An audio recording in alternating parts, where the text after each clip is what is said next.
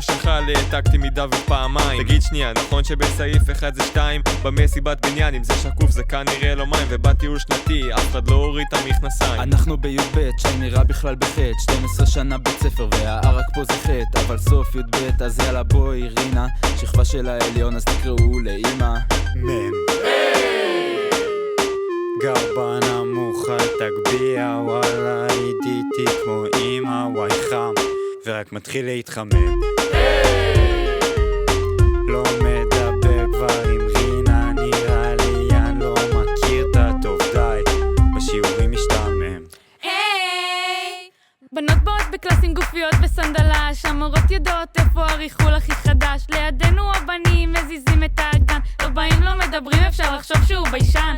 מה זה פה כאן? אוקיי, הבנו את העניין, זה נוגד את הקוראן. בין אם בין זה מסוכן, בת עם בת זה מצוין. הספסל שמור לבנות י"ב בלבד, יושבות, מחלקות, ושרבס לכל אחד. בגרות בספורט, עוברות בהליכה, לא, באמת בהליכה. שירי בגנה, בוכה על נועל 10, אבל חוץ מזה היה 10 מתוך 10.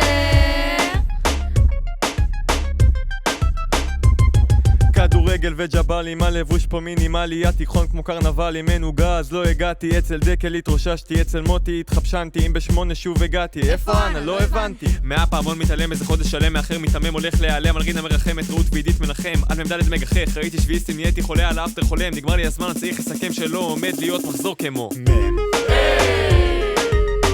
גר בנמוך אל תגביה, וואלה ראותי כמו אמא, וואי חם ורק מתחיל להתחמם.